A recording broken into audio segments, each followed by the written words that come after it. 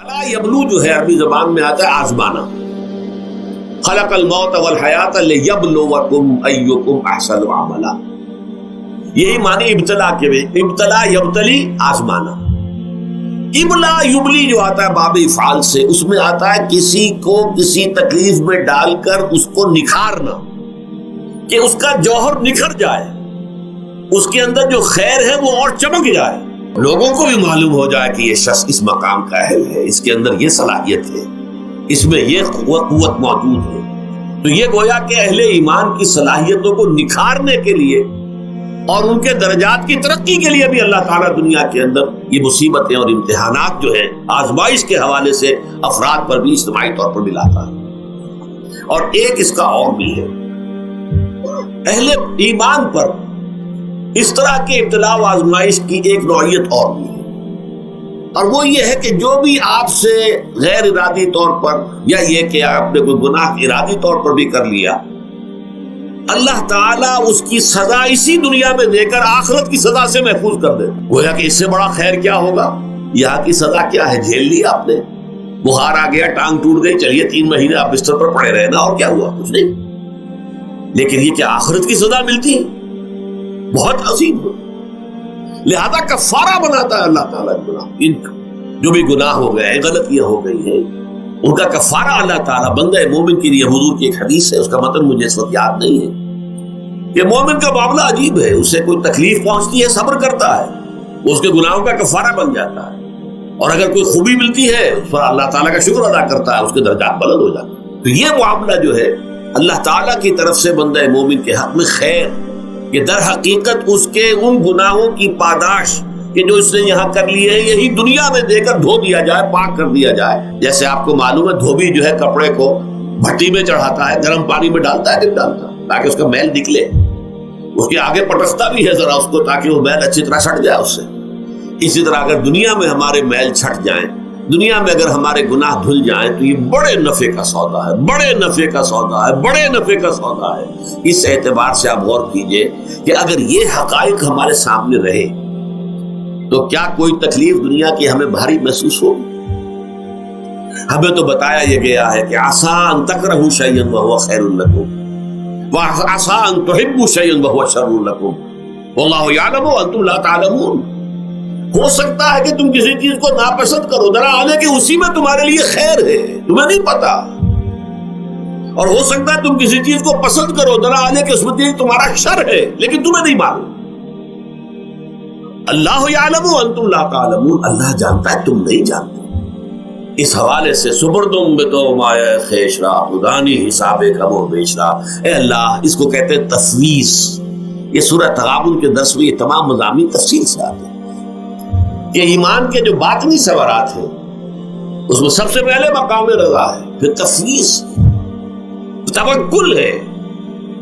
آپ محنت کر رہے ہیں، محنت کر رہے ہیں، محنت کر رہے ہیں، نتیجہ نہیں نکلا. ایک نتیجہ یہ نکلے، ایک بچے نے بہت محنت کی، دن رات کام کیا، فیل ہو گیا امتحان. اب صدمے سے کمر ٹوٹ سکتی ہے اس کی، لیکن نہیں. ہو سکتا ہے کہ اللہ تعالیٰ نے اسی میں میرے لیے خیر رکھی، اس لیے کہ ہماری محنت سے کچھ نہیں ہوگا، ہمارے مادی وسائل سے کچھ نہیں ہوگا، ہوگا اللہ کے اذن سے، اللہ کی مرضی سے، اللہ کی مشیت سے. یہ ہمارے لیے خاص طور پر اس اعتبار سے بہت اہم نکتہ ہے. ہم سب راہ حق کے مسافر ہیں، اپنے اپنے بس پڑتے محنت کر رہے ہیں، وقت بھی صرف کر رہے ہیں، مال بھی صرف کر رہے ہیں، محنت کر رہے ہیں، مشقت کر رہے ہیں. لیکن فرض کیجئے جیسا کہ ہے فی الواقع، فرض کیا کیجئے، وہ تو واقع سامنے کی بات ہے، نتائج نکلتے نظر نہیں آ رہے، قدم نہیں بڑھ رہے، ہماری طرف لوگوں کا رجوع عام نہیں ہے. ٹھیک ہے، اس پر قطعاً بدل ہونے کی بات نہیں. یہ اللہ تعالیٰ کی مشیت میں ہوگا، جب وہ چاہے گا تب ہوگا.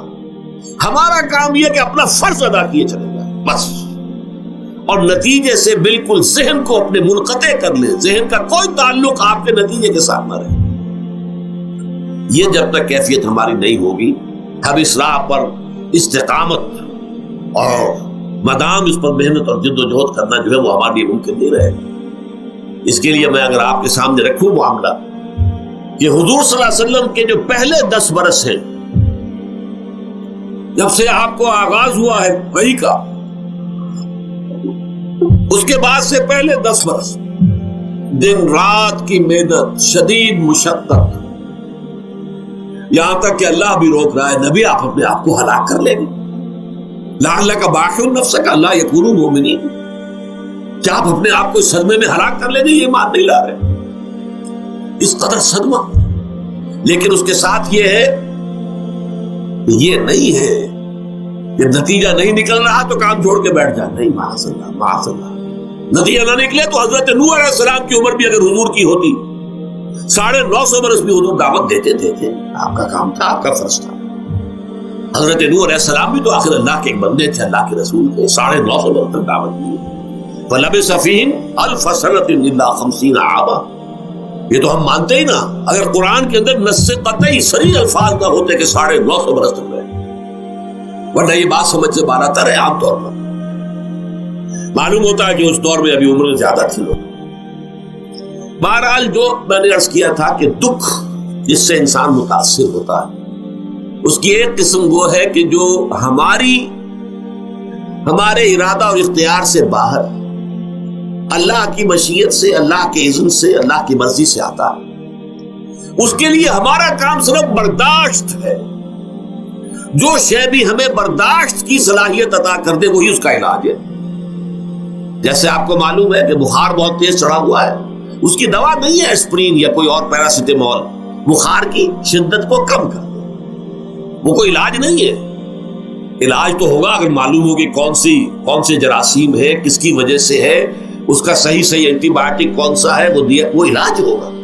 یہ علاج نہیں ہے، لیکن اس کی شدت کی کمی اور اس کے اندر جو احساس ہے جھیل جانے کا، وہ انسان کے لیے آسان ہو جاتا ہے۔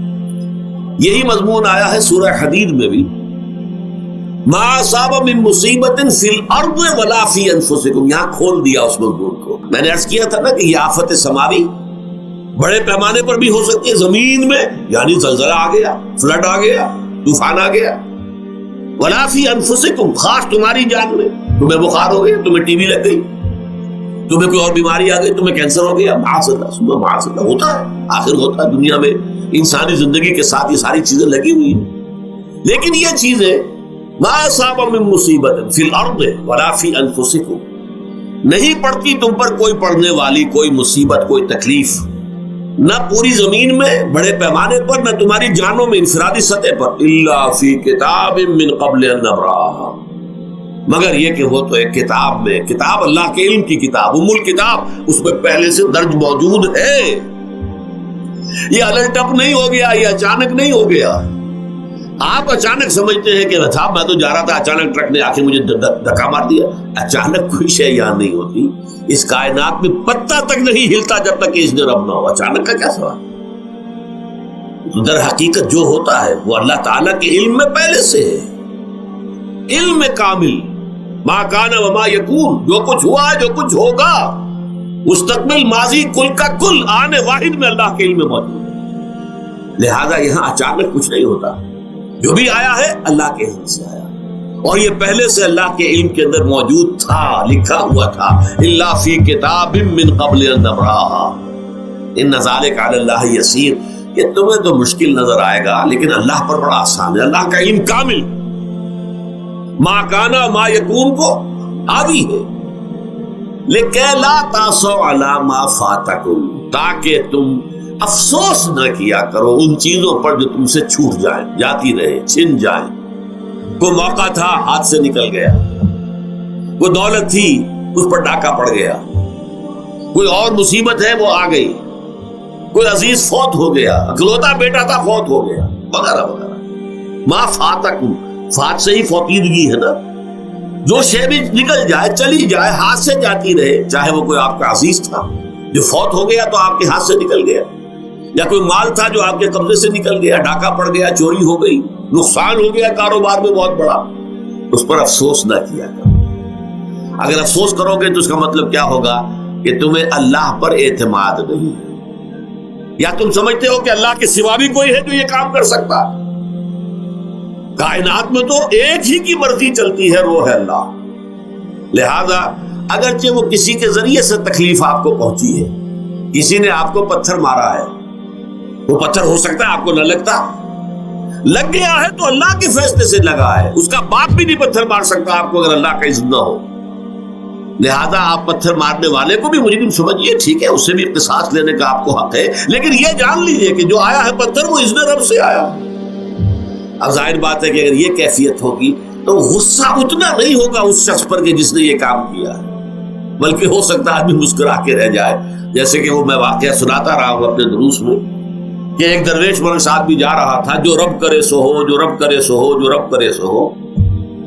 کسی شخص نے پتھر اٹھا کر دے مارا، اس کے سر پہ لگ گیا کہ اس نے پیچھے پلٹ کر دیکھا کس نے مارا. اس نے مجھے کیا دیکھتے ہو، جو رب کرے سو ہو، یہ تو رب کے مارے. اس نے کہا مجھے تو یہ پتھر رب کے مارے ہی لگا ہے، لیکن میں دیکھ یہ رہا تھا بیچ میں کس کا منہ کالا ہو گیا، اپنے لیے کس نے ایک گناہ کما لیا، اپنے لیے کس نے ایک مصیبت جو ہے وہ مول لے لی، وہ بیچ میں تم آ گئے ہو. پتھر اللہ کی طرف سے آیا ہے، لیکن اس کا عذاب، اس کا وبال تم پر آ جائے.